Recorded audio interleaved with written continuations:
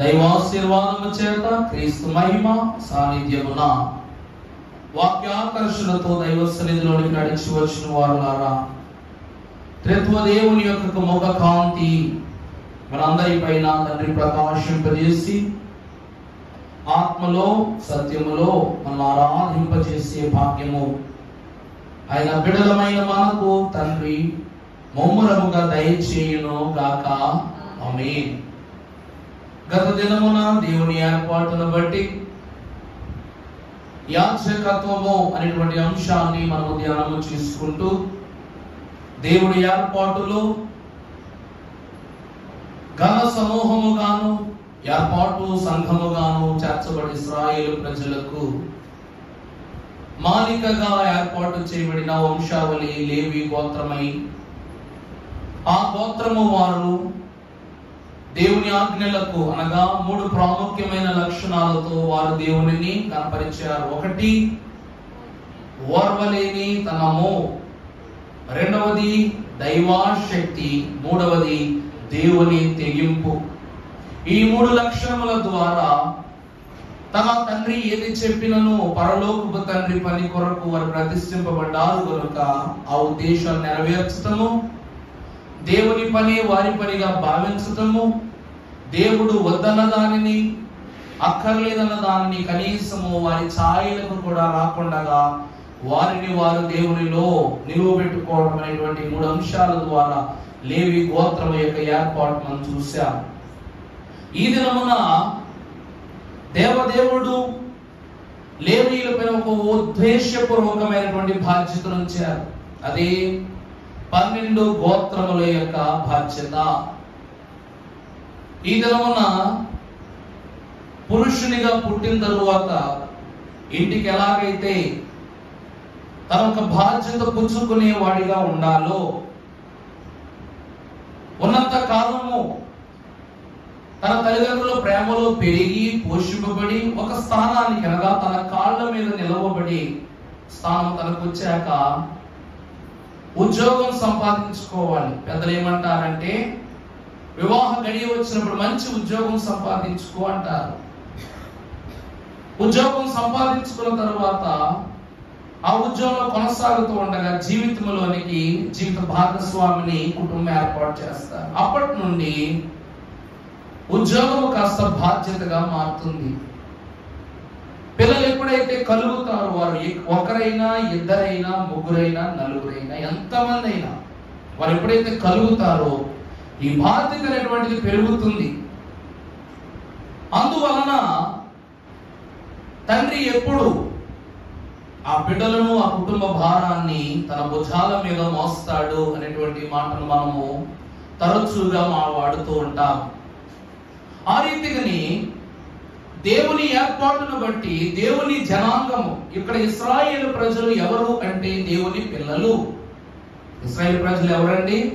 దేవుని పిల్లలు. జనకుని ఇష్ట, ఆయన జనకుడు, వీరు ఆయన ఇష్ట జనము. ఆయనగా ఈయన బిడ్డల బాధ్యతను ఎవరికి అప్పగించారు అంటే లేవి వంశస్థులకు అప్పగించారు తండ్రి. అలా అప్పగించినప్పుడు ఈరోజు మనం చూడండి, మన శక్తిని బట్టి, మన స్థితిని బట్టి, మన పరిస్థితిని బట్టి 2 బిడ్డలకు ఎలాంటి భవిష్యత్తు ఇవ్వాలా అని చూస్తారు. ఈరోజు ప్రేమ అనేటువంటిది అందరం పంచగలం, కానీ బాధ్యత విషయానికి వచ్చేసరికి ఇద్దరికి ఒకే పరిస్థితి మనం కనిపించలేదు. 2 బిడ్డల్లో ఒక బిడ్డ బాగా చదివాడు అనుకోండి, వాడిని మామూలు స్కూల్ నుంచి పబ్లిక్ స్కూల్కి వేస్తాం, పబ్లిక్ నుంచి నేషనల్, నేషనల్ టు ఇంటర్నేషనల్, అలాగా ఢిల్లీ పబ్లిక్ స్కూల్ అంత డిపిఎస్ లాంటి గొప్ప గొప్ప స్కూల్స్ చదివిస్తాం.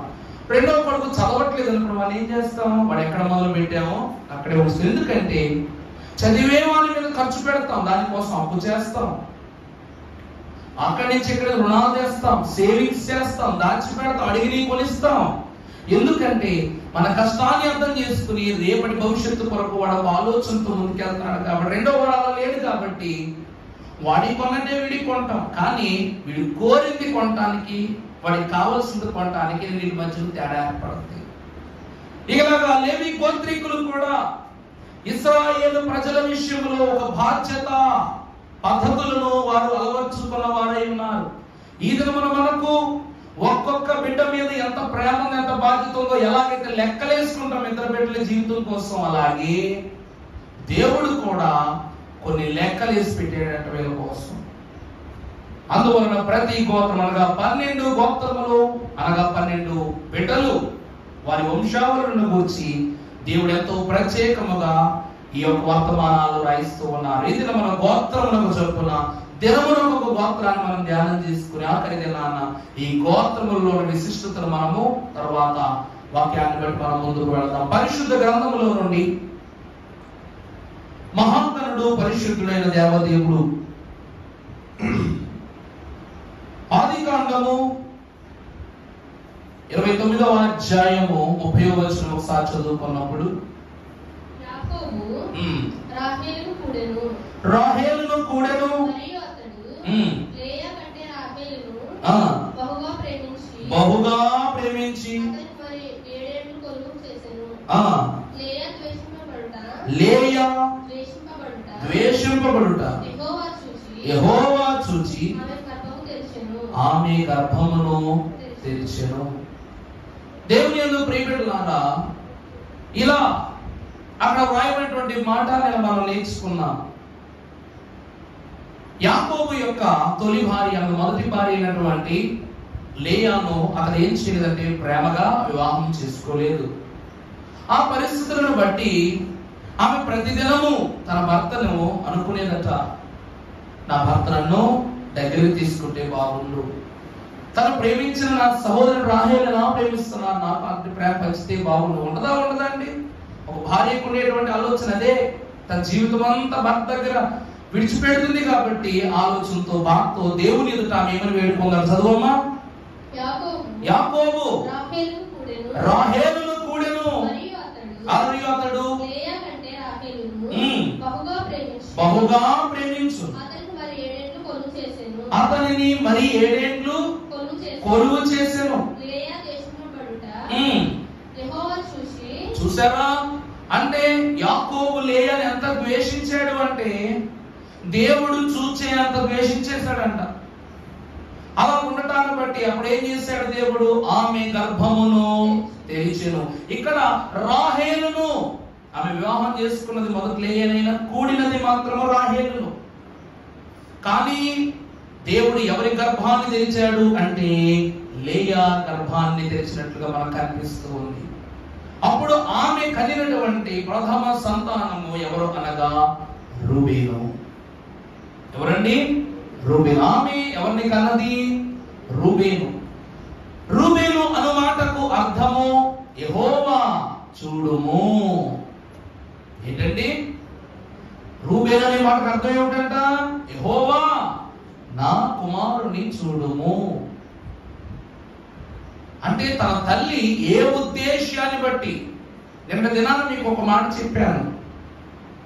లేయా అనగా హత్తుకొనుట. లేయా అంటే ఏంటండి? లేవి అనగా హత్తుకొనుట. ఇక్కడ మొదటి కుమారుని కన్నది. ఆ మాటలోనికి వచ్చేసరికి నా కుమారుని చూడు. ఎందుకంటే ఎలాగా? నా భర్తలను పట్టించుకోవట్లా, కలిగిన ఈ సంతానాన్నైనా నువ్వు చూసుకో, నన్ను ఎలాగ నా భర్త పట్టించుకోవట్లా, బిడ్డను కూడా ఎలాగ పట్టించుకోడు, కాబట్టి దేవా నువ్వే నా బిడ్డను చూడు అని తెలియజేస్తూ ఆమె అతనికి రూబేలు పేరు పెట్టింది. రూబేలు అనగా యెహోవా నా కుమారుని చూడుము. దేవుని ప్రియబిడ్డలారా, అలా కలిగినటువంటి కుమారుడైన రూబేను అందరిలో కల జ్యేష్ఠుడును, గొప్పవాడును, ఆశీర్వాదవంతుడు అవ్వాలని లేయా ఎన్నో గొప్ప గొప్ప ఆలోచనలతో ఆమె అతని జీవితాన్ని గురించి ప్లాన్లు వేసుకుని తయారు చేయని ఆశపడింది. కానీ దేవుని వాక్యములో ఆదికాండము 49వ అధ్యాయము 3వ వచనం ఒక్కసారి చూసినప్పుడు, రూబేను నీవు నా పెద్ద కుమారుడు, ప్రథమ ఫలమును బలాతిశయమును నీవే చంచలుడవై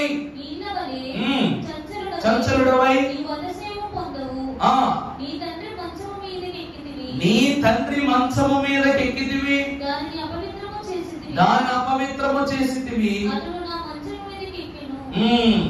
షిమియోను లేవి అను వారు సహోదరులు. చాలమ్మా. అక్కడ మీకు ఒక సందేహం పుట్టాలి. దీవెనిస్తున్నాడా శపిస్తున్నాడా అర్థం కావట్లేదు అక్కడ మీకు.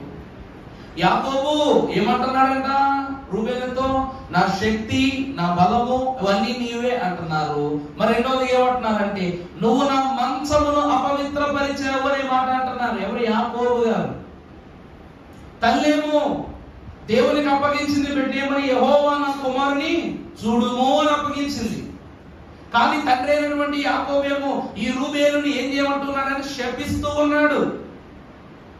ఆ తండ్రిని చూడమని చెప్పి ఈ తండ్రి శాపాన్ని పొందుకున్నాడు. అంటే యెహోవా చేత గర్భము తెరవబడినటువంటి ఈ తల్లి గర్భాన ఉదయించిన జ్యేష్ఠుడు శపింపబడిన వాడు.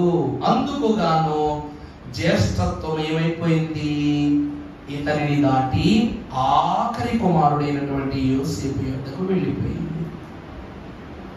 దేవుని ప్రియమిత్రులారా, దేవుడు ఏ విషయంలోనూ ఎవరిని తక్కువ చేయడు. కానీ మనుషులు ఏం చేస్తామంటే లోకక్రియలను బట్టి, పరిస్థితులను బట్టి, పరిస్థితి ఎలా ఉంటే ఏమోలే, మన ఆలోచన బాగోకపోతే పరిస్థితులు ఎప్పుడు బాగో, నాకు రొంప పట్టదు అని అనుకున్నవాడు వర్షంలోకి వెళ్ళినా తలంపు లేకపోతే రొంప రాదు. అమ్మో వర్షం చినుకుల మీద పడగా నాకు రొంప వచ్చేద్దని అన్నాడు. వర్షం రాకముందే నీకు రొంప వచ్చేస్తుంది. అలాగనే ఈ రూబేను కూడా నా తల్లిని ఎలాగా నా తండ్రి గౌరవించట్లా, ఎలాగా నా తండ్రికి నేను నోచుకొని బిడ్డగానే ఉన్నాను, నా పిల్ల తల్లిని ప్రేమిస్తూ ఉన్నాడు కాబట్టి మాకెలాగా విలువలుండో మాకెలాగా గౌరవాలుండో అనే భావంతో రూబేను ఎలా బ్రతికేవాడంటే విచ్చలవిడితనంగా బ్రతికేసేవాడు. ఇలాంటి రూబేనుకు 4 కొడుకులు పుట్టారు. మొదటి దినవృత్తాంతముల గ్రంథము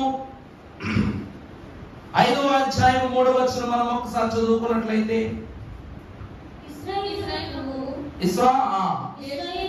ఇశ్రాయేలునకు జ్యేష్ఠుడుగా పుట్టిన రూబేను కుమారులు ఎవరనగా హానోకు, పల్లు, హెస్రోను, కర్మీ. యాబేలు కుమారులలో షమయాకు గోగు కుమారుడు, గోగునకు షిమీ కుమారుడు, షిమీకి మీకా కుమారుడు, మీకాకు రెబాయా కుమారుడు. ఇలాగున వంశావళులన్నీ ఒకరి కుమారులను గురించి తెలియజేస్తుంది. ఇందులో రూబేను కుమారులు ఎంతమంది? 4. మొదటి వారు ఎవరు? హనోకు గారు. చాలా సంతోషం. రెండవ వ్యక్తి చదువమ్మా. రెండవ వ్యక్తి ఎవరు? పల్లు. మూడవ వ్యక్తి ఆ 4వ వ్యక్తి కర్మీ. ఇలా ఈ 4 కుమారులను అతడు కన్నాడు, జీవిస్తూ ఉన్నాడు. మరి అతని జీవితంలో ఇప్పటి వరకు చెప్పుకున్న మాటలో తప్పైతే కనపడట్లేదు. కానీ తండ్రి అయినటువంటి యాకోబు ఏమంటున్నాడయ్యా అంటే శపిస్తున్నాడు. తన పక్కన అనగా తన మంచాన్ని తన పరుపును అపవిత్రపరిచావు అని చెప్తున్నాడు. అంత పెద్ద తప్పు చేసిన రూబేను. దేవుని ప్రియమిత్రులారా, ఈరోజు ఒక యాజకునిగా కాదు, సర్వ సమాజంలో దేవుని బిడ్డలుగా చెప్తూ ఉన్నమాట, దేవుని సన్నిధిలో నిలబడి కోట్ల ప్రార్థనలు చేయించుకున్నా, అర్థమవుతుందా? మనం ఎన్ని కోట్ల ప్రార్థనలు ఎన్ని వత్సరాలు మనం చేయించుకున్నా మన ఇంటి వారు మనలను బట్టి కన్నీరు కాచి దుఃఖిస్తే అదే ఘోరమైన శాపం. అర్థమవుతుందా అండి? దేవుడి దయ ఉండదు అని చెప్పను, దేవుడి ఆశీర్వాదం ఉండదు అని చెప్పను. దేవుడు ఆశీర్వదిస్తాడు. కానీ దేవుడిచ్చిన ఆజ్ఞలలో ఒక ఆజ్ఞ, నీ తల్లిని నీ తండ్రిని సన్మానింపుము. అట్టి కుటుంబము కన్నీరు దాచినట్లయితే, నీ గురించి దుఃఖించినట్లయితే, నీ గురించి బాధపడినట్లయితే నేను నా వరాలు కూడా నేనేం చేయలేవు, కాపాడలేవు. అందుకే అయ్యగారు కూడా ఏమని రాశారు? తల్లిదండ్రులను మాయా దాస్తులను పేదాలను ఇలా దీర్ఘాయువు గల్గా నించు గణముగానో, ఇలా దీర్ఘాయువు గల్గా నించు గణముగానో, పాపవృత్తిని మానో కొనోమి.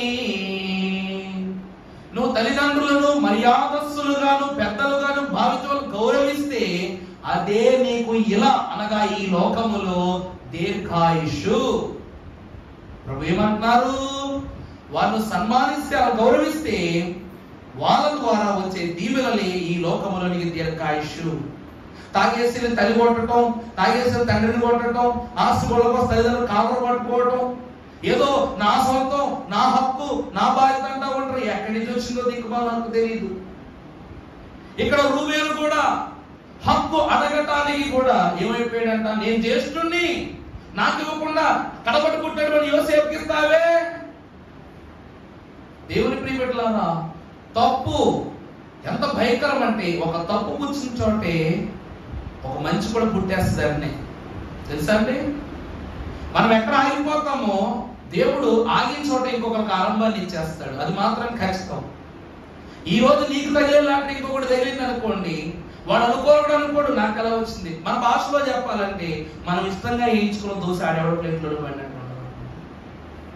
నిజమంటారా కాదంటారా?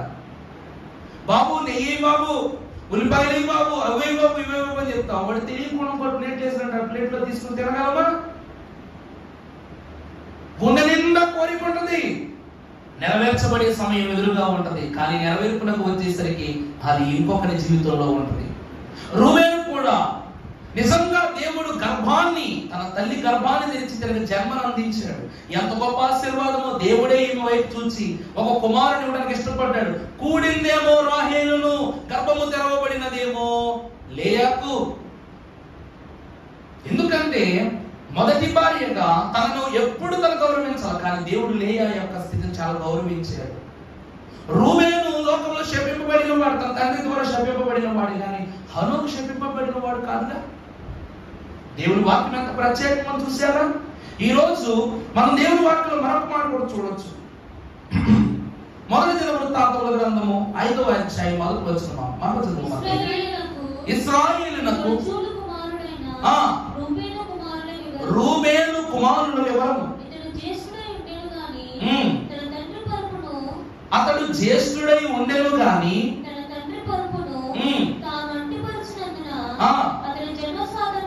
అతని జన్మ స్వాతంత్ర్యము ఇశ్రాయేలీల కుమారుడైన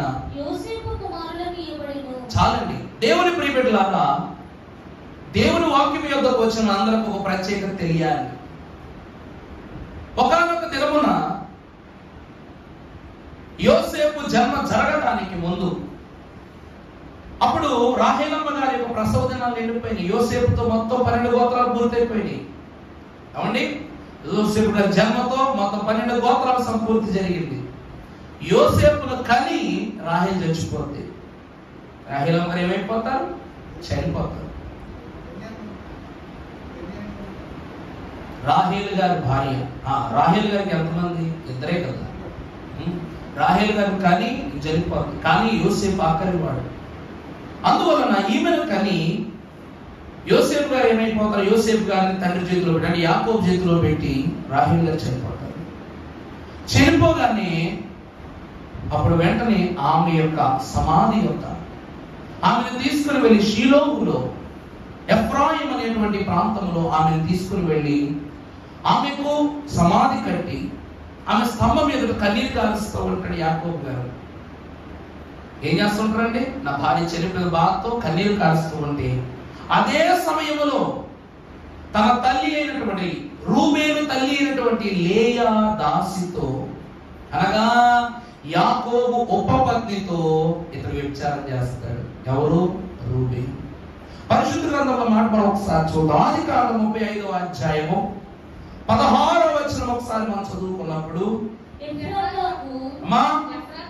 ఎఫ్రాతాకు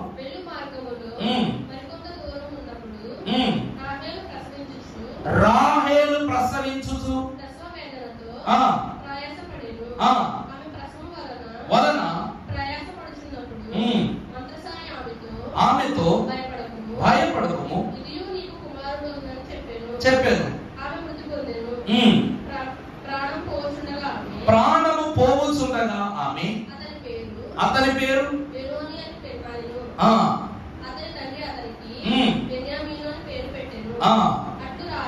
అట్లు రాహేలు బెత్లెహేము ఎఫ్రాతా అను మార్గములో చాలా. దేవుని ప్రియబిడ్డలారా, ఇలా ఆమె మరణించిన తరువాత అదే సమయంలో ఇక్కడ చేసినటువంటి ఘోరమైన తప్పు ఏమిటయ్యా అంటే ఉపపత్నితో శయనించడం. అందుకు గాను యాకోబు దీవెనకు బదులుగా జ్యేష్ఠత్వాన్ని రాహేలు కుమారులో పెద్దవాడైన యోసేపుకి ఇచ్చేసి అల్లారు ముద్దుగా పెంచుకున్న కుమారుడిగా యోసేపు మార్చబడ్డాడు. అందువలనే తన అన్నలందరి దృష్టిలోనూ యోసేపు ఎప్పుడు వెనకబడిన వాడుగానే కనబడేవాడు. ఇలాంటి పరిస్థితిలో ఉన్నప్పుడు తన తండ్రికి వచ్చిన కోపానికి, అప్పుడు ఇచ్చిన శాపమును బట్టి ఈ రూబేను గోత్రము శాపగ్రస్తమైన గోత్రంగా మారిపోయింది. ఈ రోజు మనం చూసినట్లయితే దేవుని ప్రియబిడ్డలారా, ఒక తండ్రి శాపమే వారికి కలిగింది అంటే ఇశ్రాయేలు యొక్క కనాను దేశం స్వాస్థ్యముగా మార్చుకుంటున్నప్పుడు ఎన్నో అద్భుతమైన దండయాత్రలు చేశారు. ఇవన్నీ జరుగుతూ ఉన్నప్పుడు కూడా రూబేనీయులు అనగా రూబేను గోత్రము వారు ఎన్నో దౌస్య క్రియలను ప్రభు ఎదుట జరిగించి ప్రభు ఎదుట దోషులైపోయారు. దేవుని వాక్యం చెప్తూ ఉంది. దేవుని ప్రియబిడ్డలారా, గోత్ర నామముల యందు జ్యేష్ఠులే కాదు, పాపము విషయంలో కూడా వీరు జ్యేష్ఠులే. ఈ దినమున లేవి గోత్రము వీరిని మొట్టమొదటి ఎందుకు ధరించుకున్నది అనే మాట కూడా మనం వివరించుకోవాలి. కారణం ఏమిటంటే ఈరోజు స్కూల్లోకి వెళ్ళినప్పుడు ఫస్ట్ ర్యాంక్ వచ్చే స్టూడెంట్స్ టీచర్ ఎక్కువ పట్టించుకోడు, ఎందుకంటే ర్యాంకర్ కాబట్టి. కానీ బాగా సగం వెనక కూర్చున్న స్టూడెంట్ ఏం చేస్తారు? పట్టించుకుంటారు. ఎందుకంటే వీడు ఫీజు కడుతున్నాడు, వీడు న్యాయం చేస్తాడు, వాడు ఫీజు కడుతున్నాడు, వాడు న్యాయం చేయట్లా. రేపు వాడి తండ్రి వచ్చి ఏంటి వాడికి ఎంత డబ్బు కడుతున్నాం కానీ ఒక మార్పు సరిగా రావట్లేదు, ఏం చదువుతున్నారు వీరిని అడిగితే టీచర్ సమాధానం చెప్పాలి. కాబట్టి ఈరోజు దేవుని పనిలో మోషేకును మోషే క్రియలకును వ్యతిరేకులై జీవించిన వారే ఈ రూబేనీయులు. ఏమిటండి? దేవునికి, దేవుని పనులకు, దేవుని క్రియలకు వ్యతిరేకులుగా జీవించినటువంటి వారు ఎవరు? రూబేనీయులు. పరిశుద్ధ గ్రంథంలో ఒక అద్భుతమైనటువంటి మాట మీకు తెలియజేస్తా. సంఖ్యాకాండ 13వ అధ్యాయము ప్రారంభమును మనం చదువుకుంటాం. యెహోవా మోషేకు ఇలాగ సెలవిచ్చెను, నేను ఇశ్రాయేలులకు ఇచ్చుచున్న కనాను దేశమును సంచరించి చూచుటకు నువ్వు మనుషులను పంపుము, వారి పితరుల గోత్రములలో వారి వారి పితరుల గోత్రములలో ఒక్కొక్క దాని నుండి ఒక్కొక్క మనిషిని మీరు పంపవలెను. వారిలో ప్రతివాడు ప్రధానుడై ఉండవలెను. మోషే యెహోవా మాట విని పారాను అరణ్యము నుండి వారిని పంపెను. చూసారా, ఇక్కడ చదువుబడినటువంటి మాటలో యెహోవా దేవుడు శ్రమలన్నీ దాటి దాటి దాటి దాటి ఎక్కడికి వచ్చారంటే కనాను దేశం చేరుకున్నారు ఆఖరికి. ఇప్పుడు మోషేకు యెహోవా దేవుని యొక్క వాక్కు ప్రత్యక్షమై మోషేతో అంటూ ఉంది, మోషే ఎలాగ మోషే కనాను దేశంలో అడుగు పెట్టలే కదా. అందుకు దేవుని వాక్యం ఏమని చెప్తుందంటే, నువ్వు ప్రతి గోత్రములను ఒక్కొక్క వేగులు పంపించు, ఒక్కొక్క దూతను పంపించు. కనాను దేశం అంతటిని వారు చూసి దాని అద్భుతం ఏంటో, దాని వివరం ఏంటో వారు తెలుసుకుని వస్తారు. దాన్ని బట్టి అందులో పరిస్థితులను అర్థం చేసుకుని వ్యవహరించగలరనేటువంటి మాటను బట్టి గోత్రమును ఒక్కొక్కరు పంపించారు. అలాగే ప్రతి గోత్రం నుండి ఒక్కొక్కరు బయలుదేరి వెళ్ళారు. అందులో మొదటి గోత్రం అనగా రూబేను గోత్రమునందు అప్పటి గోత్రమునకు అధిపతిగా ఉన్నటువంటి జక్కూరు కుమారుడైనటువంటి షమ్మాయి వారి ప్రాంతం వారి తలుపు గుండా మోషే మానవుడు లోపలికి వెళ్ళాడు. వెళ్ళగానే మిగిలిన గోత్రకర్తలు కూడా లోపలికి వెళ్ళారు. లోపలికి వెళ్ళి తిరిగారు వచ్చారు. అందరూ ఒకటే అన్నారండి, దేవుడు అన్నట్లు అది నిజంగా పాలు తేనెలు ప్రవహించే దేశమే కాదన్నా. నిజమా కదా? ఆ మాట నిజమే చెప్పారు. కానీ ఆ దేశంలో కనానీయులు, హిత్తీయులు, అమోరీయులు, వాళ్ళు వీళ్ళు ఉన్నారు. వాళ్ళు అడుగు వేశారంటే మన నాశనమైపోతాం. వారి ఎదుట మనము నలకల వలె, చీమల వలె, చిన్ని చిన్ని పురుగుల వలె ఉన్నామని అబద్ధ సాక్ష్యములను చెప్పి బయటకు వచ్చారు. అందులో ఈ రూబేను గోత్రము వారు కూడా కలరు. దేవుని యొక్క కన్నులకు అనగా దేవుని దేశాన్ని స్వతంత్రించుకొనబోయి, ఇందాక చదివిన మాటలో మనం చూసినట్లయితే మొదటి దినవృత్తాంతాల గ్రంథం 5వ అధ్యాయం 1వ వచనంలో మనం రాసినట్లు చదువు.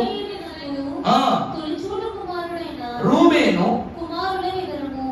ఇతడు జ్యేష్ఠుడై ఉండెను కాని తన తండ్రి పరుపును తాను అంటుపరచినందున అతని జన్మ స్వాతంత్ర్యము ఇశ్రాయేలు కుమారుడైన యోసేపు కుమారులకు ఇవ్వబడెను. చాలండి. అక్కడ తండ్రి యొక్క పరుపును అపవిత్రపరచడం ద్వారా అతని జన్మ స్వాతంత్రం ఏమైపోయింది? ఇశ్రాయేలు కుమారుడైన యోసేపుకి ఇవ్వబడింది. అలాగనే కనాను దేశములోనికి వెళ్ళి అద్భుత క్రియలను, అద్భుత వివరములను తెలుసుకుని బయటకు వచ్చి తండ్రి దేశమును అపవిత్రపరిచాడట రూబేను. ఈ షమైనటువంటి అతను ఏం చేశాడు? తండ్రి దేశమును అపవిత్రపరిచే పలుకులని చెప్పాడు. అంటే అక్కడ మనలాంటి వాళ్ళకి స్థానం లేదు, మనలాంటి వాళ్ళు ఉండబోరు. సుమారు 40 దినాలు తిరిగారండి కనాను దేశంలో. ఎన్ని రోజులు తిరిగారు వీళ్ళు? 40 రోజులు ఆ దేశంలో అన్ని మూలలో తిరిగేశారు. బయటకు వస్తూ ఒకరు ద్రాక్ష పండ్లను తీసుకొచ్చారు. నిజంగానే ఎంత అద్భుతమైన, ఎంత పెద్ద ద్రాక్ష పండు తీసుకుని వచ్చారు బయటికి. ఇంత పెద్దది ఈ రోజుల్లో మనకి ఈ సైజు దొరకటమే చాలా కష్టం. దాన్ని చూసి అటుపక్క ఇటుపక్క కర్రల గుండా దాన్ని మోసుకుని బయటకు వచ్చారు. దాన్ని చూసి ఆశ్చర్యపోయారు. అమ్మో, ఇక్కడ ఉన్నటువంటి ద్రాక్ష పండ్లే ఇంత పెద్దగా ఉన్నాయే, నిజంగా ఇది అంత గొప్ప దేశము అనుకుని వారు ఆశ్చర్యపడుతున్నారంట. ఎప్పుడైతే ఈ ద్రాక్ష గుత్తులు చూసి ఇదే ఇంత పెద్దగా ఉందో, అక్కడ ఇంకెంత గొప్ప ఉన్నాయి అన్నప్పుడు దీనిని వ్యతిరేకపరచుకున్నట్టుకు గాను అక్కడ దాన్ని భుజించేవారు పెద్దవారు, వాటిని పండించేవారు పెద్దవారు. వాటి జోలికి మనం వెళ్ళి పొరపాటున ఒక ద్రాక్ష గుత్తైనా సరే పొరపాటును కోసామంటే చీమలను నలిపినట్టు మనం నలిపేస్తారు అని చెప్పారంట. అలా చెప్పినటువంటి దౌర్భాగ్య స్థితిలో బ్రతికిన వాళ్ళు ఎవరున్నారు అంటే ఇదిగో రూబేను గోత్రం. జ్యేష్ఠత్వం, తండ్రి యొక్క దీవెన స్వతంత్రత లేదు, జన్మ స్వాతంత్రత లేదు. చివరికి కనాను దేశంలో కూడా వారికి స్వాతంత్రత లభించలేదని దేవుని పేరుకి తెలియజేస్తున్నారు. నిజాలు చెప్పాలంటే కనాను దేశంలోకి వెళ్ళింది ఇద్దరే అని అంటాం అంతే, కానీ చాలా మంది లోపలికి వెళ్ళారు. వారెవరు అంటే 40 సంవత్సరాల ప్రయాణంలో వారికి కలిగిన పిల్లలు, చిన్నపిల్లలు ఎవరైతే ఉన్నారో ఈ 40 ఏళ్ల ప్రయాణంలో తినేవారు తిన్నారు, బ్రతికేవారు బ్రతికారు, వివాహాలు చేసి కాపురాలు చేసుకున్నారు, పేర్లు పెట్టుకున్నారు, చనిపోయారు. జన్మ ఎలాగైతే జరిగిందో మరణం అలాగే జరిగింది, మరణం ఎలా జరిగిందో జన్మ కూడా ఎలా జరిగింది. మరి యెహోషువ కాలేబులు ఇద్దరు లోపలికి వెళ్ళి ఏం చేస్తారు? ఏం చేయరు, ఒంటరి బ్రతుకు బ్రతకాల్సిందే. ఈ ప్రయాణంలో కలిగిన బిడ్డలు పాపమంటని వారుగా ప్రభు కాపాడుకున్నాడు కాబట్టి నశించిన వారిని విడిచిపెట్టాడు, జన్మించిన వారిని లోనికి దేవుడు ఆమోదింపజేశాడు. ఇటువంటి రూబేనీయులు దేవునికి దృష్టిగా చేస్తున్న మొదటి పాపం ఏంటంటే వాగ్దాన దేశము యొక్క వాక్కును అపవిత్రపరచుట. వాగ్దాన దేశాన్ని ఏం చేశారండి? ఇది మనకు తోగదు, దేవుడు మనకిస్తానన్నాడు కానీ అక్కడ మనకు ఉండడానికి అంత గొప్ప స్థితి ఏమి లేదు, అక్కడ వాళ్ళు మనం బ్రతకనివ్వరు అనేటువంటి చెడు మాటలు చెప్పి దేవుడు ఏం చేశాడు అంటే దేవుని పక్షంగా వీరు అబద్ధ సాక్ష్యం చెప్పారా లేదా? చెప్పారు. అందుకు గాను ఇశ్రాయేలు ప్రజలైనటువంటి వారు వీరి మాటలు నమ్మి ఎంతో మంది వెనకాల ఆగిపోయారు. ఈ రోజండి 12 మంది వేగులు పంపించారు, అందులో 2 మంచి సాక్షి చెప్పారు. మిగిలిన 10 మంది ఏమంటున్నారు?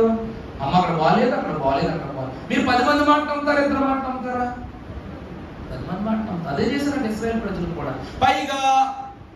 పైగా గోత్రాలకు పెద్దలేలో పంపించిన వాళ్ళు ఎవరు? గోత్రాలకు పెద్దలు. మరి వాళ్ళు చెప్తారు గోత్రాలు వినవా? ఏమండి, మన స్టేట్ చంద్రబాబు నాయుడు గారు మాట్లాడుతుంది, హైదరాబాద్ ఏమో ఆయన పేరేంటండి రేవంత్ ఆయన మాట్లాడుతుంది, దేశమంతా మోడీ గారు మాట్లాడుతుంది. ఈ నెల అమెరికాలో మాట్లాడితే ఎవడే తింటాడా? వినరా? సేమ్ అంతే. దేవుడు మోషేతో మాట్లాడారు, మోషే 12 మంది గోత్రకర్తలతో మాట్లాడారు. ఈ గోత్రకర్తలు వాళ్ళ జన సమూహాలు వారి గోత్రైకులైనటువంటి వారితో మాట్లాడారు. 10 మంది చెడు సాక్ష్యం చెప్పారు, అయిపోయారు. ఇలా మొదటి తప్పు చేసి కనాను దేశం యొక్క స్వాస్థ్యాన్ని కూడా రూబేనీయులైనటువంటి వారు స్వతంత్రించుకోలేకపోయారు. మొదటి తప్పు. ఇక రెండవదిగా మేము చూసిన పరిశుద్ధ గ్రంథంలో నుండి 16వ అధ్యాయం సంఖ్యాకాండం మొదట్లో మనం చూసినప్పుడు అమ్మా లేవీకి మునుమనవడును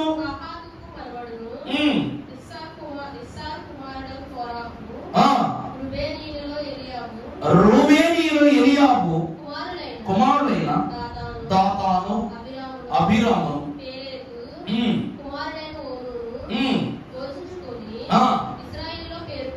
ఇశ్రాయేలీయులలో పేరు పొందిన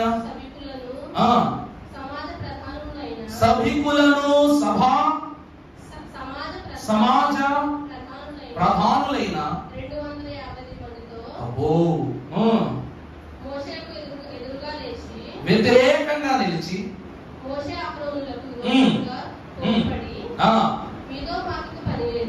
మీతో మాకిక పని.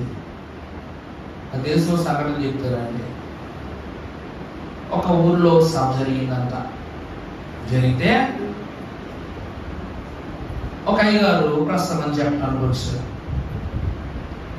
ఈ పాదిరి గారు, పిలిచిన పాదిరి గారు పెద్ద పాదిరి గారు ఏమిటండి, సభలు పెట్టుకున్న పాదిరి గారు పెద్ద ఆయన పిలుచుకున్నారంట. ఆయన వీళ్ళకి అధికారం అన్నమాట.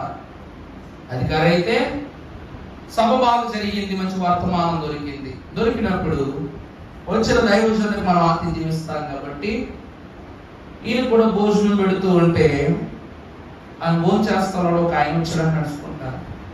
వచ్చి అన్నాడంట, అయ్యా మీరు అద్భుతమైన ప్రసంగం చెప్పారు, చాలా మంచి మంచి మాటలు చెప్పారు, మాకే ఆ మాటలు దొరకట్లేదు అయ్యా అన్నాడంట.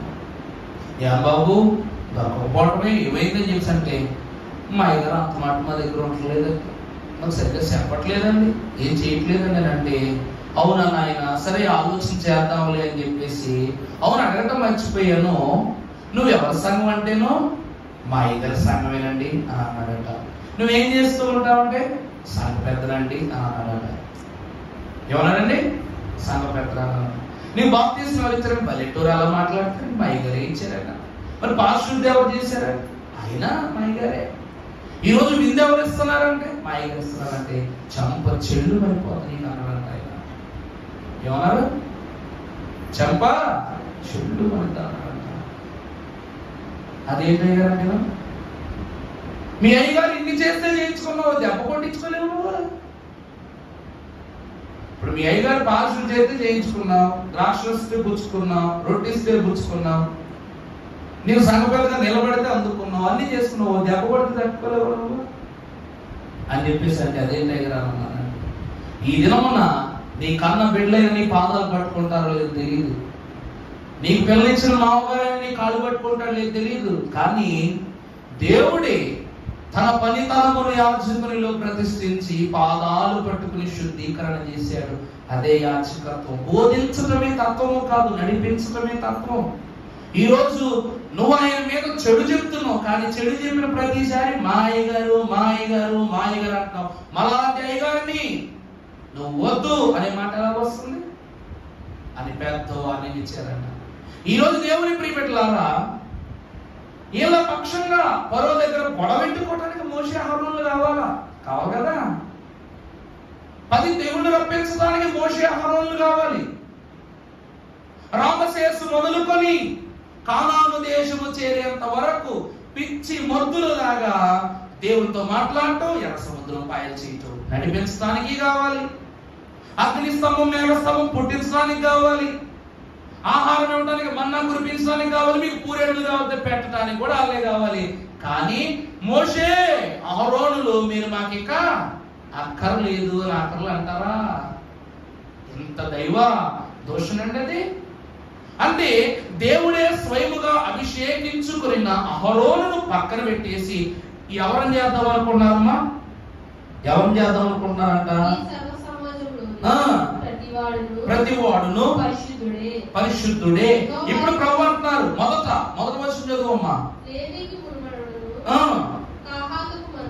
కాహాతుకు మనవడును కోరాహు. ఎవరన్నట? ఇప్పుడు మాకు యాజకుడిగా ఎవరు కావాలయ్యా అంటే ఎవరంట? కోరా అంట. అభిషేకం తెలియదు, భయం తెలియదు, భక్తి తెలియదు, జ్ఞానం తెలియదు, వ్యవహరించే విధానం తెలియదు. ఈరోజు ఏదో అంటారు కదా, నేను నీ వెనకాల ఉన్నాను, నేను చూస్తున్నాను కానీ అంటాడు. చూడండి, ఈ కోరాహకే సగం సగం బుర్ర. ఈ కోరాహ వెనకాల ఎవరు చేరారు అంటే రూబేను గోత్రీకులైనటువంటి ఇద్దరు, అనగా ఏలియాము యొక్క కుమారులు, ఎలియాము యొక్క కుమారులు. ఎవరళ్ళు? దాతాను, అబీరా. ఈ ఇద్దరు చేరి లేవీయులలోను పలు గోత్రాలలో ఉన్న వారిని మొత్తం సభాధ్యక్షులుగా 250 మందిని పోగు చేసి మోషే దగ్గరికి వెళ్ళి ఏం చేశారంట, ఇక మీరు మాకు అక్కర్లేదు, మీ యాజకత్వం అక్కర్లేదు, మేము కొత్త వాళ్ళు పెట్టుకోవాలి అని ఆశపడతాం అని చెప్పేసి కోరాహు నిలబెట్టారంట. అందుకు దేవుడు ఊరుకుంటాడా? మోషే ఊరుకుంటాడా? అహరోను ఊరుకుంటాడా? అప్పుడు ఏం జరిగిందట? చదువు, మన 4వ వచనం. సాగిలపడి అటు తరువాత కోరాహుతోను అతని సమాజముతో ఇట్లా నేను పరిశుద్ధుడెవడు? దేవుని వాక్యం ద్వారా మోషే ఏమంటున్నాడంటే తన వారు అనగా లేవీయులు. అర్థమవుతుందండి? దేవుడు ఏమన్నారు?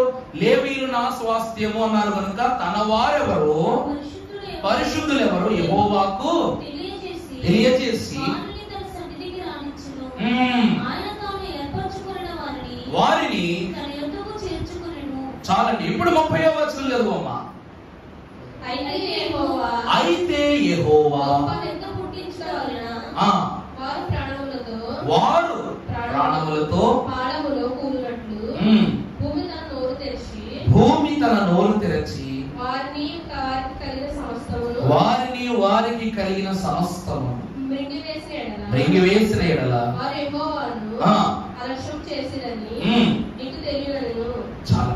దేవుని ప్రియబిడ్డలారా, ఈ పని చేయటం ద్వారా తర్వాతి దినమున మోషే అంటాడు, ఇక్కడ ఎవరు పరిశుద్ధులో, ఎవరు గొప్పోళ్ళు, ఎవరు మంచోళ్ళో దేవుడు తెలుసు.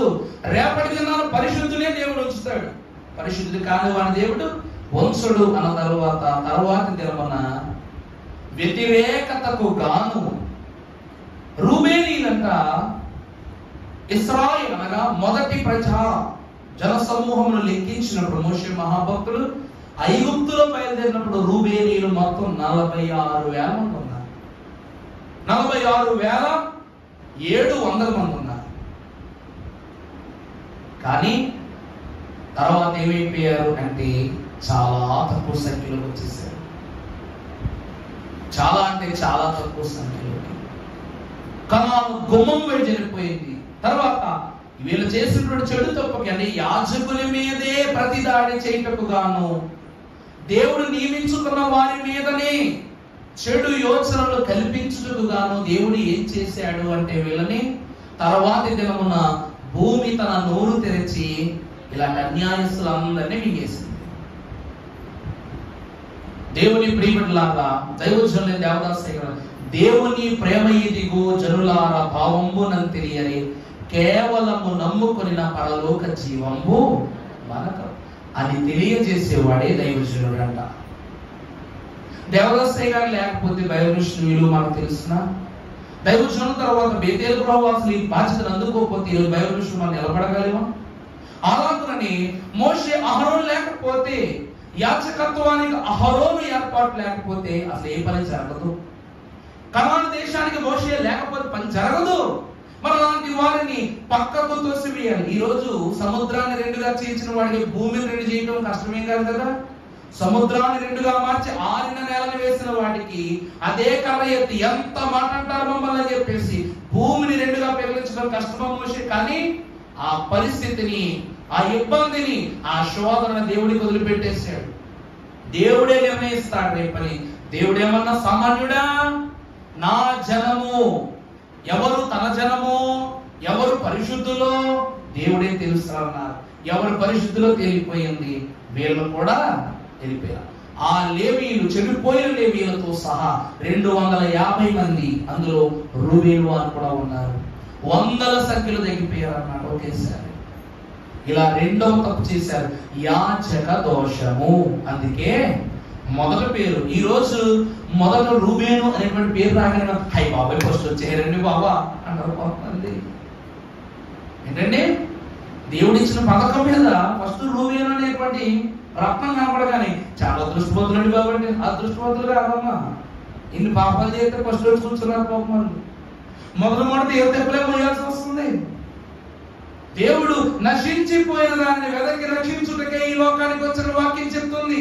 వీళ్ళు ఎంత నశించిపోయారంటే దేవుని దేశాన్ని వద్దనుకునేది నశించిపోయారు, దేవుడిచ్చిన యాజకుని కూడా వద్దనుకునేది నశించిపోయారు. అంత పాపం. ఈరోజు దేవుడు దేశాన్ని వద్దనుకుని, దేవుడు నాయకత్వాన్ని వద్దనుకుని, దేవుని యాజకుని వద్దనుకున్నారంటే ఇలాంటి వాళ్ళు గతంలో వాళ్ళ తండ్రి అయిన రూబేను తన పెరతండ్రి క్షమించదు తన పెరతల్లితో అతను శయనించుకునేటువంటిది తన తండ్రి ఇచ్చిన శాపం కన్నా చాలా తక్కువ. దేవుడిచ్చిన శాపాల కన్నా తన తండ్రి ఇచ్చిన శాపం చాలా అంటే చాలా చాలా తక్కువ. ఎందుకంటే ఏ కడుపునైతే ఏ గర్భాన్నైతే తెరచి కుమారుని ఇచ్చాడో, ఇక్కడ తన తల్లి ఒకటే అంటుంది, నా కుమారుని దేవుడే చూసుకుంటాడు. నిజమే, చూస్తున్నారా లేదా? రూబేను వంశాలందరినీ దేవుడు చూస్తున్నాడు, వాళ్ళు చేసేటువంటి చెడు పనులన్నీ చూస్తున్నాడు. దేవుడు చూశాడు కాబట్టి ఏమి ఇవ్వాలో, ఎలా ఇవ్వాలో, ఎప్పుడు ఇవ్వాలో దేవుడు తెలుసు. యాకోబు కన్న తండ్రి విడిచిపెట్టేసి కన్న తండ్రి శాపమే తర్వాత వారి వంశావళిలో ఒక శోకంగా మారిపోయింది. ఆఖరిగా మనం చూసినట్లయితే పరిశుద్ధ గ్రంథంలో సంఖ్యాకాండం 32వ అధ్యాయము ప్రారంభంలో మనం చదువుకున్నప్పుడు రూబేనీయులకు అవిస్తారమైనటువంటి మందలున్నాయి, గిలాదు ప్రదేశములను వారు వచ్చి సమాజ ప్రధానులతో ఆతారోతు, దీపోను, యాజరు, నిమ్రా, హెష్బోను, ఎలాలి, షెబాము, నెబో, బెయాను అనుస్థలములు అనగా ఇశ్రాయేలీయుల సమాజము ఎదుట, ఇశ్రాయేలీయుల యొక్క సమాజము ఎదుట యెహోవా జయించిన దేశము మందలకు తగిన ప్రదేశము అని వీరు భావించారు. దేవుని ప్రియబిడ్డలారా, మూడో తప్పు ఏమిటంటే కనాన్ దేశంలో ప్రవేశిస్తున్నప్పుడు ఎన్నో భారీ భారీ యుద్ధాలు జరిగాయి. ఇక్కడ విచిత్రం ఏంటంటే అహరోను లేడు, అహరోను చనిపోయాడు. తర్వాత అహరోను కుమారుడు అయినటువంటి ఎలియాజరు యాజకుడయ్యాడు. యాజకుడై తన నాయకత్వం జరుగుతున్నప్పుడు దేవుడు స్వాస్థ్యాలను ఇస్తూ ఉన్నాడు. దేవుడు ఏం చేస్తున్నాడండి? వారికి స్వాస్థ్యాలు ఇస్తూ ఉన్నారు. ఇంకా కొన్ని రోజుల్లో మనం ఒక స్వాస్థ్యాన్ని పొందుకోబోతామని తెలియగానే వీళ్ళు ఎంత ఘోరమైనటువంటి ఆలోచనలు పడతారంటే, ఇప్పుడు మనం 10th కమాండ్మెంట్ సినిమా చూస్తాం చూడండి, మీకు వీలు బట్టి ఒక బిట్టేసి చూపిస్తాను కుదిరితే రేపు. అందులో ఇశ్రాయేలు ప్రజలకు ఆవులు, దూడలు, గొర్రెలు, జంతు సముదాయం అంతా ఉంటుంది చూడండి. అలా ఉన్న వాళ్ళందరూ రూబేనీయులే. జంతువులు, ఇలాంటి పశుపక్షాదులు కలిగినటువంటి వారు ఎవరైతే ఉన్నారో వాళ్ళందరూ ఎవరంట? రూబేను గోత్రం. వాక్యంలో చదవబడింది కదా. వారికి ఆ మందలు ఎక్కువ ఉన్నాయి కాబట్టి మీరు ఏమని కోరుకుంటారంటే చాలా విశాలమైన స్థలం అడుగుతారు. అక్కడ కొన్ని పేర్లు కూడా రాయబడ్డాయి. అది ఏ ప్రాంతము అంటే తూర్పు యోర్దాను ఒడ్డున ఉన్న ప్రాంతం. అంటే యోర్దాను దాటితే కనాన్ దేశం, యోర్దాను దాటితే కనాన్ దేశం.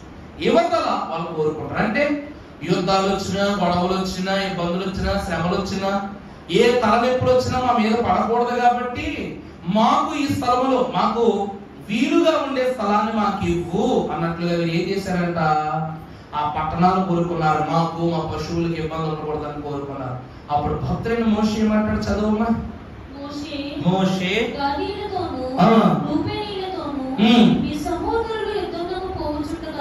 చూసారా? నీ సహోదరులు యుద్ధానికి పోతుంటే యెహోవా వారు వెళ్ళకై ఉండునట్లు వీళ్ళు ఎంత చెడిపోయారంటే నీతిగా బతికేవాడిని కూడా, నిజాయితీగా ముందుకెళ్లేవాడిని కూడా వెనకలాగేస్తున్నారు వీళ్ళు. ఈరోజు అండి పొత్తి మనవరా మనకెందుకు, మన సొంత వాడే, వాడికి అవసరం ఉన్నంతసేపు వాడి ప్రక్కగా ఉండి ఒక గొడవ వచ్చి వాడు తెప్పలు పడుతున్నాడు, మనం పక్క వెళ్ళిపోయామని మనం అలాంటి వాడిని ఏమంటాం? మనం దేవుడిచ్చే దేశం కావాలి, దేవుడిచ్చే ఆహారం కావాలి, దేవుడిచ్చే స్వాస్థ్యాలు కావాలి, అన్నీ కావాలి. కానీ అక్కడ గొడవ అనగా యుద్ధానికి వెళుతుంది ఎవరంటే నీ సొంత అన్నదమ్ములు. పెద్దవాడు పైగా నువ్వు. ఇంకా దరిద్రం ఏమిటంటే, ఘోరమైనటువంటి దరిద్రం ఏమిటంటే, పెద్దవారు, పెద్ద గోత్రం, జ్యేష్ఠుడు. మరి ఎందుకు పోయిందండి? దేవుడిని చిన్నచూపు చూశాడు కాబట్టి లోకం చిన్నచూపు చూసింది తనని. దేవుని విషయంలో వెనకడుగు వేశాడు కాబట్టి తమ్ముడు కన్నా వెనక వెళ్ళిపోయాడు. అన్ని గోత్రాల కన్నా వెనక వెళ్ళిపోయాడు. పథకములో మొదటి స్థానంలో రూబేను గోత్రం ఉంది, కానీ పాపాలలో కూడా ఆ స్థానంలోనే ఉన్నదని మనం గౌరవించాలి, గమనించాలి కూడా. ఈరోజు దేవుడు ఏం చేస్తాడో తెలుసా అండి? దేవుడు ఏం చేస్తాడో తెలుసా? రెండవ రాకడలో వచ్చినప్పుడు పరిశుద్ధులు పట్టుకెళ్ళిపోతాడు. అదే రహస్య రాకడ. అర్థమవుతుందమ్మా? రెండవ రాకడలో మొదటి రహస్య రాకడ. పడుకున్నట్టు వెళ్ళిపోతాడు. ఒక వీడియో విజువల్ కూడా ఉన్నది, కూడా చూపిస్తాను నేను. రాకడ ఎలా ఉండబోతుంది అనేటువంటి మాట కూడా ఒక మూవీ పరంగా ఒక ఆయన చేసాడు అనమాట. ఫ్లైట్స్ లో ఉన్న వాళ్ళు బట్టలు అక్కడే ఉండిపోతాయి, వాళ్ళు వెళ్ళిపోతారు, మాయమైపోతారు. వెంటనే ఎయిర్ హోస్టెస్ లోపలికి వచ్చి టప్పు అని ఎత్తుకుంటా ఉంటే ఆ సీట్ల మీద బట్టలు ఉంటాయి. మనుషులు కనపడి ఒకరు కూడా. బాత్రూమ్స్ లో కానీ వెళ్ళి ఎవరైనా ఉన్నారో లేదు చెక్ చేస్తారు అనమాట. చెక్ చేస్తే అక్కడ కూడా వారి బట్టలు అంటే ఎవరు ఉండరు. చివరికి ఏరోప్లేన్ నడిపి పైలట్ దగ్గరికి వెళ్ళి చూస్తే పైలట్ బట్టలు అంటే పైలట్లు కూడా ఉండరు. ఒక ఆమె తన బిడ్డను నిద్రపుచ్చి తన భర్త కోసం ఏం చూస్తూ ఉంటది. డోర్ దిగానే బయట తన భర్త వేసుకున్న సూటు బూటు అన్ని ఉంటాయి, కానీ భర్త కనబడ్డు. ఆ బట్టలు తీసుకొని లోపలికి వచ్చి పెడద్ది. పెట్టి బిడ్డ ఏమన్నా కదులాడో ఏమన్నా నిద్ర లేచిపోయాడో వెళ్ళి చూసేసరికి అక్కడ పెద్ద బట్టలు ఉంటాయి, కానీ బిడ్డ ఉండడు. అంటే దేవుడు అంట నీ కళ్ళ ముందు ఉన్న వ్యక్తి నీ కళ్ళ ముందు ఉన్నట్లే కానీ వెళ్ళిపోతాడు, నీకే తెలియదు ఆ విషయం. అది రహస్య రాకడ. అది పరిశుద్ధులకు. ఎవరు సిద్ధపడతారో, నేను దొంగ వలె వస్తాను ప్రభు చెప్పారు ఆ మాట. ఈరోజు వీరు కూడా ఏం చేస్తున్నారంటే, అమ్మయ్య ఈ యుద్ధంలో చాలా మంది చనిపోతారు. ఏమండి, వీళ్ళు 12 గోత్రాలు యుద్ధానికి వెళ్తారు.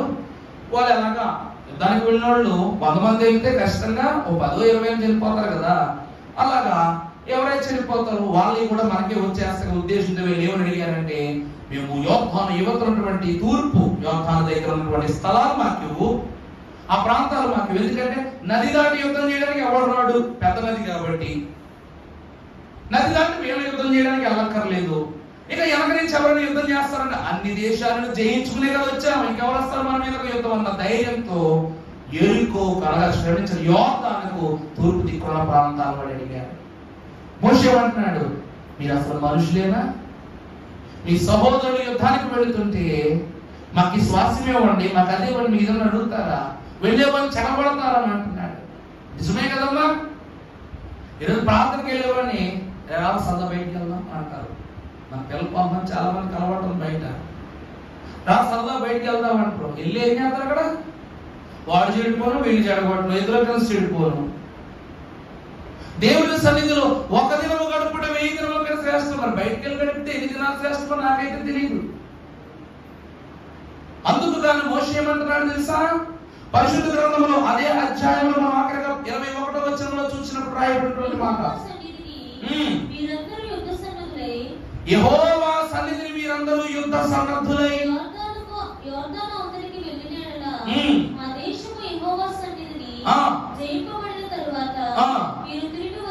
మీరు తిరిగి వచ్చి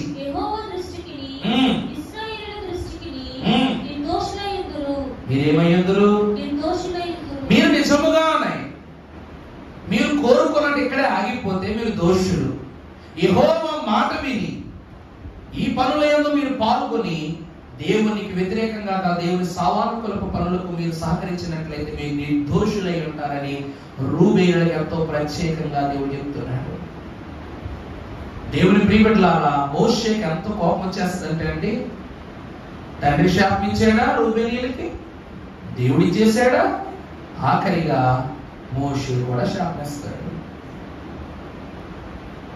దేవుని ప్రియబిడ్డలారా, ఈ పరిస్థితి అంతా ఎవరికి ముడిపడి ఉందంటే యాజకునికి ముడిపడి ఉంది.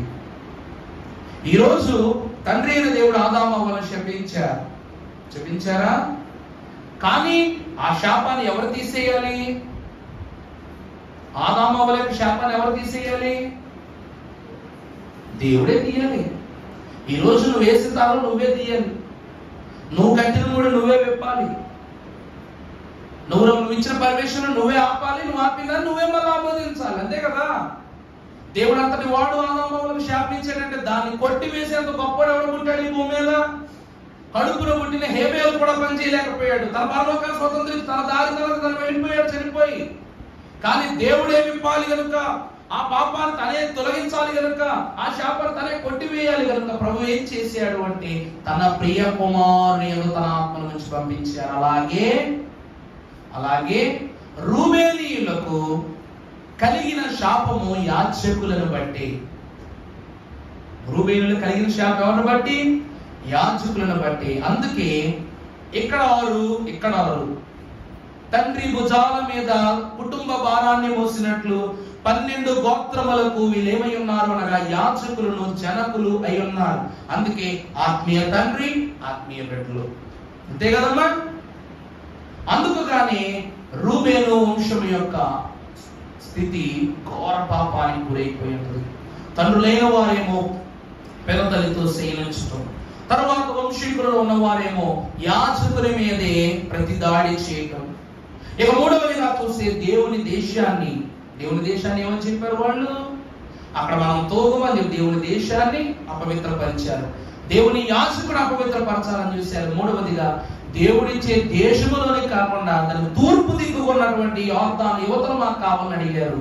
ఇప్పుడు మీరు కానీ ఏకీభవిస్తే దేవుడి దేశంలో మీరు ఉంటారు, ఆనందంగా ఉంటారు. లేకపోతే దేవుని దృష్టికి మీరు దోషులే అని చెప్పాడు మోషే. ఇన్ని 3 పనులు చేస్తారు కాబట్టి ఈ తప్పులకు మోషే ఒక శాపాన్ని ఇచ్చారు. పరిశుద్ధ గ్రంథం మనం చూసినట్లయితే ద్వితీయోపదేశకాండము 33వ అధ్యాయము 6వ వచనము. ద్వితీయోపదేశకాండము 33వ అధ్యాయం 6వ వచనం. అమ్మా, రూబేను బ్రతికి చావకయుండును గాక, అతని వారు ఏమిటండి? దాని కారణం ఏమిటంట? మీరు చేసిన పనే కదా. తర్వాత చదువుమా. యెహోవా అతని ప్రజల యొద్దకు చాలు. ఒక యాజకుడు చెప్పే సాక్ష్యమే. ఈ గతంలో కూడా చెప్పే ప్రసంగాల్లో పరలోకం వెళ్ళిపోవడం అంటే సామాన్యమైన సంగతి కాదు. ఈ రోజు పరలోకం వెళితే యేసుక్రీస్తు ప్రభు ఎదుట 2 బల్లలు ఉంటాయి, కుడి పక్క ఎడం పక్క. దాన్ని న్యాయ సింహాసన తీర్పు అంటారు. కుమారుడు తీర్చే తీర్పు ధవళ సింహాసన తీర్పు అంటారు. ఇటు పక్క యాజకుడు కూర్చుంటాడు, ఇటు పక్క ఉండనే ఉంటాడు, ఆ పక్కనే ఉన్నాడు శరీరాడు అని వాడు ఉంటాడు, అక్కడ సాతాను ఉంటాడు. సంఘాన్ని ప్రవేశపెడతాం. నా సంఘం మీరే వచ్చారనుకోండి, మరి అమ్మగారు వచ్చారనుకోండి, నిలబడ్డారు, అడుగుతారు ఈమె యొక్క అవకతవకేంటి? ఒక్క నేనే కదమ్మా, ఈ ప్రభుదాసయ్య గారు కూడా వస్తారు. అక్కడికి ప్రభుదాసయ్య గారు కూడా నిలబడతారు. నిలబడి ఈమె సంఘమునందు, దైవ సన్నిధి యందు, దేవుని క్రియలు యందు ఏ స్థానము కలిగి ఉన్నదని మొదటి సాక్ష్యం దైవ యాజకుల దగ్గర అడుగుతారు. మీరు వచ్చిన వారాలను బట్టి, మీరు చేసే ప్రార్థనలు బట్టి, మీరు దేవునిలో జీవించిన జీవాన్ని బట్టి, జీవితాన్ని బట్టి, అక్కడ అబద్ధం అనేది ఉంది కాబట్టి నీతి నిజాయితీగా ఆయన చెప్పేస్తాను, నేను చెప్పేస్తాను. మాకు ఉంట తర్వాత, మాకు ఉండనే ఉంట తర్వాత మేము చెప్పే వాక్యమే మా పైన దోషం అంటే దోషారోపణ, న్యాయం అంటే న్యాయారోపణ చేస్తుంది. నేను చెప్తాం, మంచి ఉంటే మంచి చెప్తాం, చెడు నేను చెప్తాం. పక్కన ఉన్నటువంటి వాడు ఎప్పుడూ చెడే చెప్తాడు. ఎందుకంటే వాడు కూడా అబద్ధం అంటాం కుదరదు. ఇన్ని వారాలు మానేసిందామే, ఇన్ని రోజులు దేవునికి దూరంగా ఉందామే, ఇన్ని విషయాల్లో దేవునికి విరోధంగా బతికిందామని వాడు మొత్తం చెప్పేస్తాడు. వాడు పత్రం పట్టుకొని మేము కూడా మాకు ఇచ్చినటువంటి లిస్టులు బట్టి మేము చెప్పేస్తాం. దాన్ని బట్టి నీ ద్వారం అట ఇట అన్నటువంటి లోపలగా బయటగా.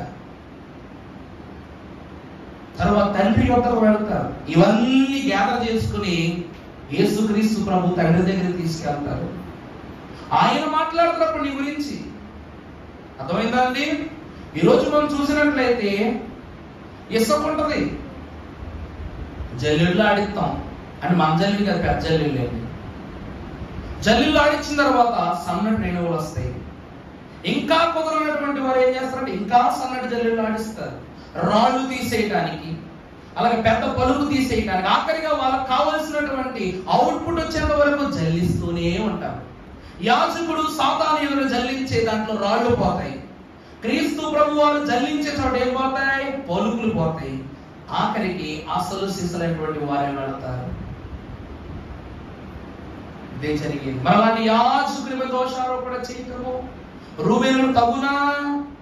భక్తుడైన మోషే ఏమంటున్నాడు? రూబేను గురించి చదువమ్మా మాట మరలా. రూబేను బ్రతికి చావకై ఉండెను, అతని వారు చూసారా లెక్కింపలేనంత మంది అయిపోతారంట. అంటే వారి జీవితాలు కూడా బ్రతికియు చావకయు మధ్య ఊగిసలాడుతూనే ఉంటాయి. ఒక్కొక్క గోత్రం ఒక్కొక్క విలువిస్తుందంట.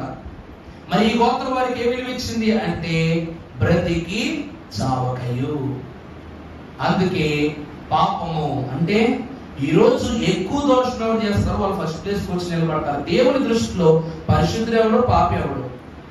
ఇక్కడ లెక్క పెడితే పాపులే ఫస్ట్ ఉంటారు, పరిశుద్ధులు తక్కువ ఉంటారు. ఉంటారా? గొర్రె మేకల తీర్పు జరుగుతుంది. ఆ తీర్పులో గొర్రెలేమో సంఖ్య తక్కువగాను, మేకలేమో సంఖ్య ఎక్కువగాను ఉంటాయి. గొర్రెల ద్వారము ప్రభు అవుతారు, మేకల ద్వారము అపవాద అవుతారు.